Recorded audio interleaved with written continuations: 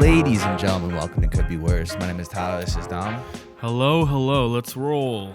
We're doing a Monday afternoon recording here. Dom, you went to a rave this weekend, right? Yes. If it sounds like my serotonin levels are at an all-time low, then yes, I apologize. But I had to go to a Young Gravy concert. A poet, a wordsmith. Who is Young Gravy? I don't know. My Gen Z sister's gonna rip on me for not knowing this, but who and what is a Young Gravy? What is a Young Gravy? Well, a young spelled with Y-U-N-G, right. Just to start, just to get you a taste. What genre are we talking here? It's, I guess, funny rap. Funny rap? Yeah, like funny white boy rap. Dude, I would not have asked if it was this embarrassing. I'm sorry for putting you on the spot like that. Yeah. I didn't know it was this humiliating. So it's like, what is it, like the Lonely Island, but like just one of them, basically? Nah.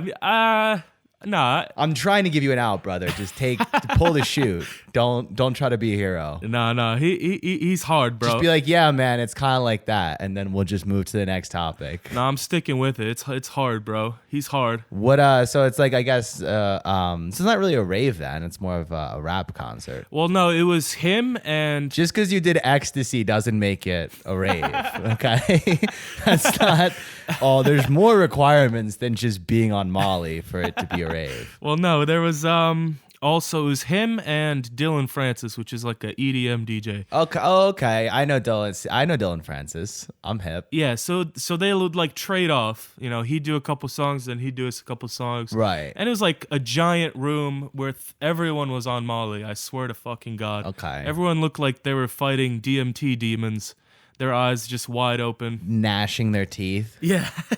Just sweating their absolute tits off. Nothing looks worse. It's like you don't look good on any drug. Like, you're doing any drug, you're not going to look like healthy. Yeah. But like people on Molly look especially like depraved. They have this weird like soullessness in their eyes. Yeah, they look like absolute gremlins, dude. Yeah, absolute gremlins. Yeah, it's very frightening. I remember being in college one time, and they had like a rave night at one of the fraternities. I went to the party. I wasn't rolling, but I remember my buddy had a couple girls with him, and he introduced me to them. And all three of these girls were just rolling their faces off.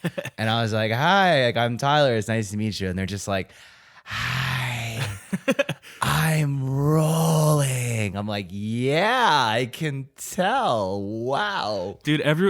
Everyone was getting touchy as fuck. Everyone was sweating, just hump. Like it was just a mess. Like, girls were all over each other. Someone brought out glow sticks. Of course. Everyone was just drinking like out of like communal water bottles. Right. It's like you got to show your Vax card to get in, but once you're in, you can just swap spit pretty much. Right. Yeah. No, you can just eat ass on the dance floor. It's fine. That is not my scene. I used to a couple kids from college used to live out here in Denver, and they were real into like EDM and shit. And we used to go to EDM. I used to go to EDM clubs with them, and it was always the most like, because I would just eat 90 edibles. Yeah. And I just staying there like, have they played this song before? I fucking feel like they played this song before. Yeah. No, EDM's not. I didn't really know who Dylan Francis was. I thought Gravy was funny, so I was like, fuck it, why not? Right. But the EDM shit, it's like your bones are rattling the entire time. Yeah. I don't know if I'm just old. I'm an old bitch, but it's just not. After like 20 minutes, it's like, you don't know, like you can't even think. It's bizarre. I remember this reminds me of a story from when I think it was like a freshman in college or something. We were home for the summer, and Ricky was there, I believe. There's a couple other. I won't put anyone on blast because they were all on Molly, and we were going to the Belmont Stakes, that horse race in Long Island. Yeah. And I had a drug test because I remember like I had an internship that summer, and I had a drug test on Monday. So I was like, I was drinking. We brought a handle of Jim Beam on the train ride there, and crushed like amongst like 4 or 5 of us, like a handle of Jim Beam in the car ride and train ride. 2 hour like travel time, handle's gone. It's maybe like noon, and we're fucked in half drunk. Dude, our friend group is just full of fucking degens. Yeah, no, we are like beyond drunk. And I have a water bottle, and there was a little bit of bourbon left in the bottle. I poured it in a water bottle, and I crushed it and did the little waistband, maneuver. Yeah. And I remember going through security, and they gave us the pat down. I did like a little like pirouette so they wouldn't like tap the water bottle when they were patting me down. It was well executed. Yeah, that's absolutely a fantastic move. But then we got in. I remember we were tanked, and there was like these 3 or 4 like black girls in like collared t-shirts, and they looked official. They looked trustworthy. And they came up to us, and we were all under 21 at the time, but a couple people had fakes. And I remember they offered us a wristband, and they were like, if you buy this wristband, it was like $50 or something, like you get free drinks all day. And we were like tanked at this point, out of liquor. We heard free drinks, just totally blacked out. You know what I mean? Like we just all sense of like, who are these people? Why are children selling these wristbands? Like all of that went straight out the window. Why are they wearing? They were children? They were like maybe like 14 or something. They were like teenage girls. How the fuck did they get on the track? Again, we heard free drinks, and all these questions immediately just went out the window. We had no concern, not a care in the world. 2 or 3 of them were rolling Molly, and it was like, it was right after Wes Welker was caught rolling Molly at like the Kentucky Derby. So I think we were like, we're going to be just like him or whatever. Dude, just like our favorite athlete, Wes Welker. Yeah, I guess someone was the Patriots fan. I don't know, dude. Yeah, I mean, white boys in pastel shorts. Wes Welker is their hero for sure. Right. So we're like, everyone's fucked up. I'm like 20 drinks deep, and I'm like the most sober out of everyone. Yeah. And I'm like, I remember I'm trying to like, act like I'm negotiating, like, well, listen, we're not gonna pay $1 over 45, and like, we get the wristband, and we give it to our one friend who has a fake, and he's like going up, and he goes up to the drink whatever like concession stand thing where they sell the alcohol, the trough, yeah. To get they just give you buckets of beer or whatever. Yeah. No, it was like one of those things where they sell you like the aluminum Coors Light bottle, and it was like $9 a beer, yeah. Right? It was one of those situations. Yeah, well, it's icy cold with the mountain on it, so it's worth it. Right, but we're like, yo, we got the wristband, we're good. Right. We're set. We don't need to worry about this shit. Yeah. So our buddy goes up to the drink cart, and they kind of go like, what is this? But he's so we're so fucked up that we're also confident that we're using this wristband, and the people are like, we don't really know what that is, but yeah, I guess they seem to like be pretty, like we were explaining, no, it's a wristband, whatever, and they're like, all right. And eventually after like, because there was a group of us, and this guy was getting beers for all of us, so he goes and gets like, I don't know, like 6 or 7 beers or something like that. Well, these employees at a racetrack, what do they get paid in? Fucking bumps of cocaine? Right. They like they get the betting stubs that they find on the floor, or whatever, that people dropped. Yeah, they just pickpocket the people there. That's how they make their money. So he gets like 6 or 7 beers. He's flashing the wristband, and they're going, all right, whatever. I guess he's got the fucking whatever. Sure. And finally, after like the 7th beer, his boss comes out and is like, guys, the wristband is not a thing. And we're like, well, what do you mean? He's like, you got scammed. Okay, you guys got scammed. Those, we don't know. We're like, no, it was the black girls were selling it. And he's like, we don't know who you're referring to. We don't hire children to sell alcohol at this event. Wait, you're saying you don't hire Girl Scouts with a U, Girl Scouts? Yeah. To hand out beer fucking coolers? Right. And we're like slowly absorbing the ridiculousness of what we've bought into. And then the impressiveness of like, we were scammed, and then we kind of like paid the scam forward. Yeah. And like I said, we got 6 or 7 $11 beers. So we made our money back on the scam. They thought they were getting us, but we just turned around and banged the drink cart guy over the head. And like it kind of like, I guess all worked out. Is that what trickle down economics is? I think that's Reaganomics. Yeah. Is that a Ponzi scheme? Either way, it's the same thing. Yeah, but I think after they cut us off, we're like, all right, we'll pay for the next couple and just continue to drink ourselves into oblivion. At that point, it's, what are you going to do? Stop? You'll die. Yeah, no, I remember blacking out and then blacking into like Daughtry performing before the main race and being like, it's good that I'm not going to remember most of this, I think. Yeah, this is not a memory I need. This one can go in the vault. So he's like Chris Daughtry entering. He like entered via helicopter. Like a helicopter came down, like dropped off Chris Daughtry, and I was like, "What is this?" Two of my friends are rolling on Molly. We just got $90 worth of free beers off a scam, and Chris Daughtry just entered via helicopter and is serenading my drunk fucking brain. Yeah, that's too much. You got to black out for sure. You hear the announcer say, "And now, Kid Rock." Yeah, like, all right, I'm gonna go hit the drink cart from their 9 beers. Yeah, where are those Girl Scouts at? I need to. Another wristband. Yeah. I need some samosas and another wristband. But then I remember when we were driving home, the guy driving was on Molly, which is, I guess, technically an upper. So I guess, I don't know, it's kind of safe. Yeah. In any event, it was a short drive. Yeah, he's extra focused. We took the train, and then by the time like we got from the like 2-hour train ride to our car, there's like 2 trains, one back to Penn Station and one back to like Princeton, and then somebody's car is parked there. So it's like 8 hours later or something, like after he had stopped. He was fine-ish. Yeah, I mean, look, we're still here. You always get off a train sober. That's just how it works. It's like a time capsule. Yeah. By the time you're off, you're good. And like there was a cab somewhere too. I think it was like we took a cab back maybe from the train station, and we got out and walked because the cab was driving too slow and running up the fare. Yeah. And then eventually we arrived at a car. I was still kind of fading in at this point. And I remember being in the car with this dude who is like coming down, like the worst Molly come down ever.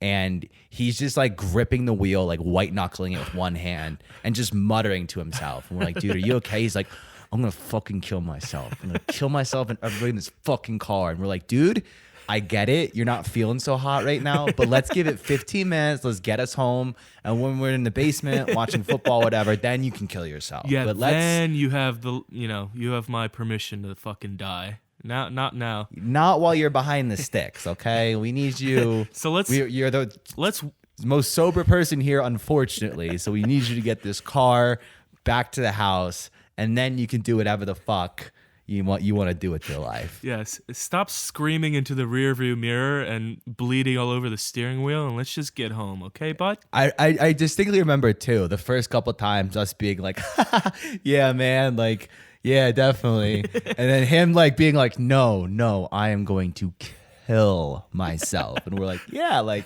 but jokes are great, man. Jokes are so funny. Yeah. And then like he just kept like saying it. We're like, I don't think he's joking. Yeah, dude. Sometimes think he might do it.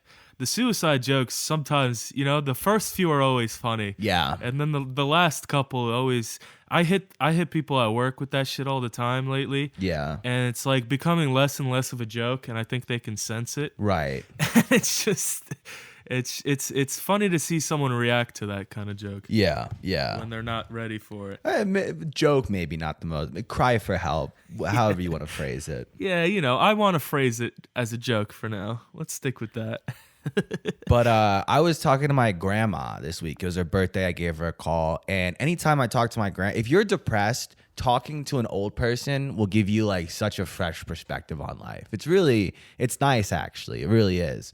Because I'll call her and be like, man, like, I'm just like anxious all the time. Like, I'm afraid, like, I don't know, like I'm going to die or something. Like something really bad is going to happen. And she just kind of goes like, the best thing, being 80 sucks. You don't want to make it to 80. Trust me, it's boring as shit. Like, yeah, that the best case scenario, you die young. It's fun. Trust me. And you're like, yeah. Okay. She's like, I'm gonna be 90 soon. Trust me, this is not the best case scenario. This is boring as shit. It's like, ooh, like you hate your job. You're not getting any puss in your 20s. Oh no, like imagine not even being able to fucking take a shit by yourself. I mean, well, she's very spry. She has no health problems and stuff. It's not like, oh, it's like, I mean, that sucks, like your body breaking down. But more so, she's like, it's just boring. Yeah. She's looking forward to death like you look forward to your lunch break on a long shift. She's like, oh God, finally it's here. Like she's so excited to check out. And my mom, I was talking to my mom and she's like, yeah, like Danielle called grandma for her birthday and grandma was talking about how she wants to die. It made Danielle really depressed. I was like, really? It made me so happy. It was the highlight of my day. Yeah, I was like, oh, I guess maybe there's nothing to worry about then. Yeah, she's like, look, best case scenario, you check out around 45, 50, that's the time to go. And you're like, all right, grandma, I guess you have a point. Yeah. Yeah, when you're young, you think that's good. That's tragic to die at like in your 40s. And then when you're 80, it's like, shit, I fucked up. Yeah, no, she's like, listen, go buy a carton of cigarettes. 80's not that fun, all right? She's like, I wish there was Young Gravy concerts when I was a fucking kid. I'd be dead by now. Yeah. I wish fentanyl was the thing. Yeah, we had to do it. Back in my day, we had to OD on heroin the old-fashioned way. Yeah, you know how long that took? Yeah. You know how much horse it takes to shut the lights off? It's a lot. Yeah, you know how much shitty weed I had to smoke just to even like hear my heart palpitate? Yeah. No, but well, I'm glad she cheered you up like that, man. Whatever works. No, it is like just hearing her talk so like in such a cavalier manner about like her own mortality makes me go like, yeah, I don't know, maybe I should just kind of enjoy shit as it happens. Yeah. It does. I don't know. It does give you like I've been feeling like strangely positive the last couple of days. Yeah, you've been scaring me. Sometimes we'll have like a conversation, phone conversation. I'm like, dude, I just want to like, oh God, he's close to the edge. Yeah, dude, put the gun down, okay? Put the gun down. Let's talk about this, all right? I'm like, what the fuck you mean put the gun down? What the hell are you talking about? Are you on your roof? Get off the roof. You're scaring me, man. You're talking about a brighter tomorrow. Just look, don't jump. Don't fucking jump, man. You're talking about our listenership steadily growing and like projecting for the future. Yeah. And how we should like collab with Joe Rogan and stuff. I'm like, bro, there is no future. What are you talking about? He's like, you're scaring me, man. You're changing your tune. You're just calling my mom like, listen, I may be out of line here. I was on the phone with your son earlier, and he was speaking about a 5-year plan, and I just think we should send somebody to check in on him. This is really out of character. I'm beginning to get worried. Yeah, I'm a little worried for him. He's getting a little too positive for my liking. Yeah, he said, I think we just need to relax and live in the moment. Look, I think he's taken a lot of pills. I think he's swallowed a lot of pills and maybe washed them down with some alcohol or bleach or something. I don't know, but we need to get a paramedic to his apartment immediately because this is not okay. There's something seriously wrong. Yeah. I visit you. You have like a live, laugh, love thing on your wall. It's like I just dress exclusively in Life is Good t-shirts. This is a code Karen. I repeat, this is a code Karen. We have a problem. Dude, if you see somebody like rocking a Life is Good t-shirt, it's the easiest way to be like, oh, you're retarded. Cool. Oh, you have severe brain damage. Yeah. Okay. I'll speak slowly. Don't worry. Clearly, your anesthesiologist fucked up a little. He leaned his elbow on a butt and gave you a little bit, few too many milligrams of something, and it never really came back from that sleep. You never really fully woke up. You know what I'm saying? Yeah, they accidentally left a warhead in your brain during your brain surgery somewhere in your shit in your cranial cavity. I just dropped a gusher somewhere behind the prefrontal cortex. Well, yeah. Yeah, but I mean, at least one of us is fucking positive. I've never been lower. I swear to God. Yeah. Every week, it just. Well, this is the wrong. You made some decisions this weekend that may be influencing your current mental. Let's not make any more decisions today. Let's give it a few days for the serotonin to come back. All I did was go to a Young Gravy concert. Before I went to the concert, I watched a couple Brendan Fraser classics. Right. I watched Along Came Molly as well, just to, and now my brain's fucked. What are you going to do? Now I think it might be permanent. Now I'm practically a vegetable that still somehow has to go to work every day. Yeah, you're one of those like 90s, early 2000s anti-drug PSAs. When can I start getting disability benefits? Because it's getting problematic. I hate to break it to you, brother. I don't think that's how it works. I don't get the parking space. Yeah, I don't think you get the handicap placard because you did too much ecstasy at a Young Gravy concert. They're like, you're something. You're certainly something, but you don't get money for it. Whatever you are, you don't get anything for it. Can I at least get a government issued fucking helmet with like maybe with a beer koozie built in? Listen, you're the bad kind of fucked up. The best we can do is a 3-month subscription to the professional wrestling channel. That's about as adventurous as we're gonna get here. We can't get you a meeting with John Cena, but how about Rey Mysterio? Yeah. How about we get Rey Mysterio out of his fucking lazy boy and get him in here for you? Yeah. How bad do things have to get before they give you a Make-A-Wish? Yeah. Before you're getting a Make-A-Wish with the guy who played Mr. Mosby in Sweet Life of Zach and Cody. Yeah, you're just like, my Make-A-Wish is I want to be on Joe Rogan's podcast. And they're like, let's just pull the plug. Just yank it out while he's not looking. Yeah, before I die, I just want to say the N-word on Joe Rogan's podcast. Just once. I want to say the N-word on the Joe Rogan Experience. That's, somebody using a Make-A-Wish for an N-word pass. Yeah. Like, I'll tell you what I want. They're like, can we do that? Look, you sure you don't want to just meet Spider-Man? Okay? Because it's politically, that's a very volatile Make-A-Wish. And like, any of the Marvel characters, like any of them, we can hook it up. Just berating the HR bitch from the hospital, like, hey, Suzanne, are you the one dying from fucking too much Molly? Is this or is it me? Now you bring in the entire Detroit Lions in here, and I'll take care of the rest. Listen, we got a kid down in room 10. He's asking look, leukemia. We're talking maybe like 6 weeks tops. He's on the way out. It's bad. Like really, like bald head bad. Yeah. Whatever higher than stage 5 is, that's what it is. Well, I don't think there is a stage. I think stage 5 is, they're coffin shopping. But anyway, okay. Don't interrupt my bit, okay? I'm trying to do a riff here. One of us has to do our job, okay? My entire job is interrupting your bits. Sure. Okay, so we got a kid down in room 10. He's not a lot of time left. Look, he's asking for Gavin McInnes to make an appearance. Do you happen? I don't know how to do that. No one's ever asked. I mean, the other rooms on the floor, it's Batman. Okay, there's a guy who wants to meet fucking Justin Bieber or whatever. Yeah. This kid, he wants David Duke. I don't. What do we tell him? Like, he's 6 weeks. I mean, what's this? Scheduling? I mean, how are we gonna do this? What are we gonna cancel this kid? Like, I mean, come on. God already did that for him. He wants to go to the Unite the Right rally. I mean, look, it's bad. Okay, it's spread to the brain. I don't know if it's affecting his thinking, his critical thinking. I really don't know. He wants us for his last wish. He wants us to buy him 2 microphones. He wants to do a podcast with Kyle Rittenhouse.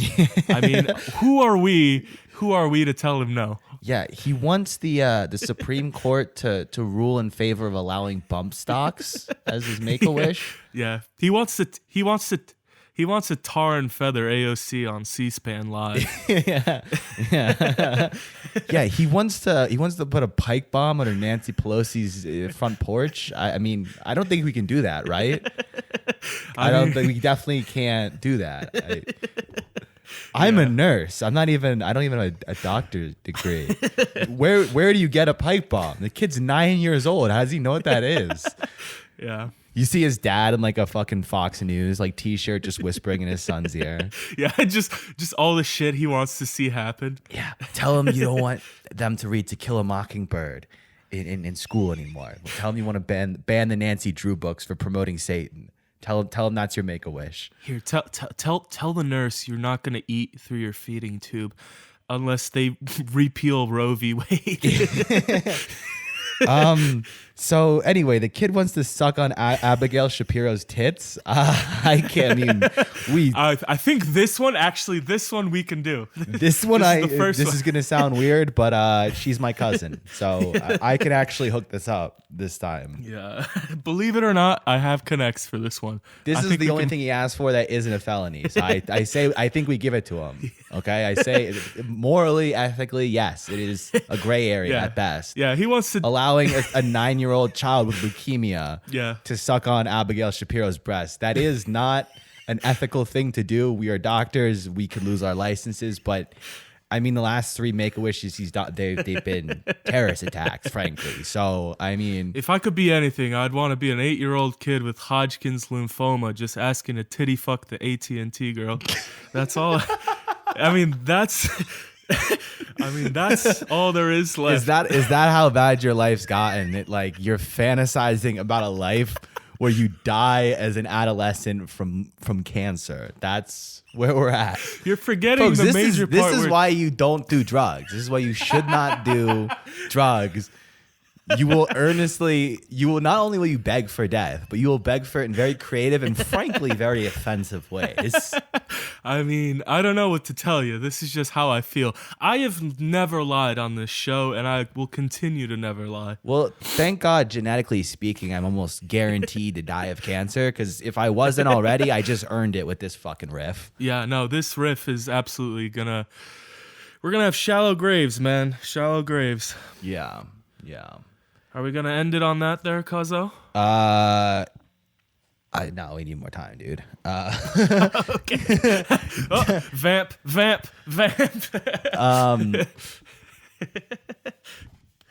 My bad. I pulled the card. Yeah, you pulled the ripcord way too early, dude. We didn't even hit 30 minutes yet. We got to cut like a good What else is there? We might just have to end it and go short. We're not gonna go pull it back now. Yeah, just outro or it's over. Yeah, I think that's a good place to cut it. As always, follow us on Twitter at the CBW Pod. Visit us online, thecouldbeworspod.com. If you're watching on YouTube, please like the video, subscribe, send it to your friends. Dom, anything to add? Nope. Love you all. Peace. All right, we'll see you next week, folks. Bye.